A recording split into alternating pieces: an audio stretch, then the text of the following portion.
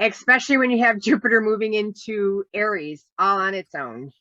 Yeah, that would be interesting too. So, yeah. So, Jupiter is being in Aries now has that impatientness associated with that. Let's get everything big. So Mhm. that would be something to watch out for with that, growing and expansive. Honesty is also a an energy that can come through, you know, wanting to Yeah, be focused and clear. mhm. Yeah, it will be in its own bounds for the first, it looks like 5 or 6 degrees, which is nice. But yeah, it's a more impatient Jupiter, wisdom, travel, knowledge. In a negative sense, Jupiter can be a little bit judgmental, and it can be a little bit, what's the word, kind of look down their nose at others, kind of, yeah, judgmental and just kind of a bit snooty at times. I wouldn't necessarily associate snooty with Aries, but certainly jumping to conclusions or a bit judgmental about others could be something that trips you up while Jupiter's in Aries.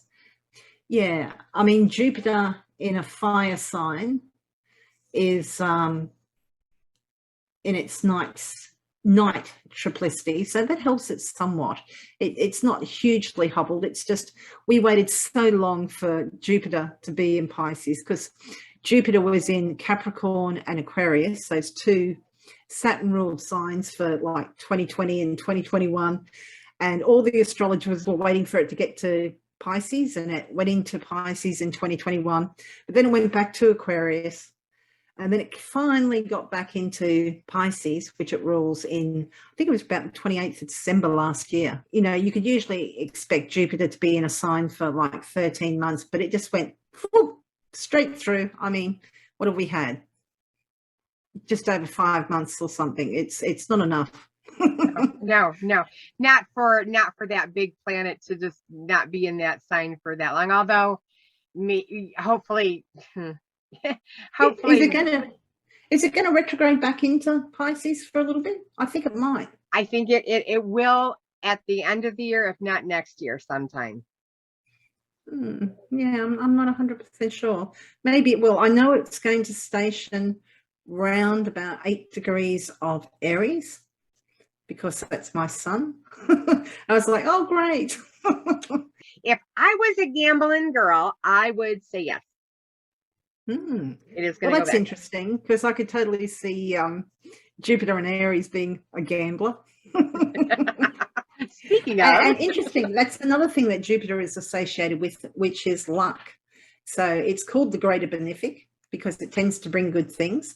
So wherever Aries is in your natal chart, you might have some sort of luck in this area. So yeah, have a look, and then, you know, depending on what house it is in. And we'll have to eventually get round to Jupiter in this sign episodes and all that sort of thing. But yeah, Jupiter, what house it is, it might bring good things. yeah, that generally speaking. Yeah, I mean, sometimes it's just causing issues and blowing things out of proportion, but generally speaking, it is a benefic planet. It brings good things. Right. But yeah. Yeah. It should be should have a better time than it was in, say Aquarius or Oh, Capricorn, yeah. for sure. For sure. Yeah. Further it can get away from those, the better. Yeah. Yeah. Because I wonder if Saturn won't be in Pisces when Jupiter gets back there. I'm not sure. We'll have to look at that.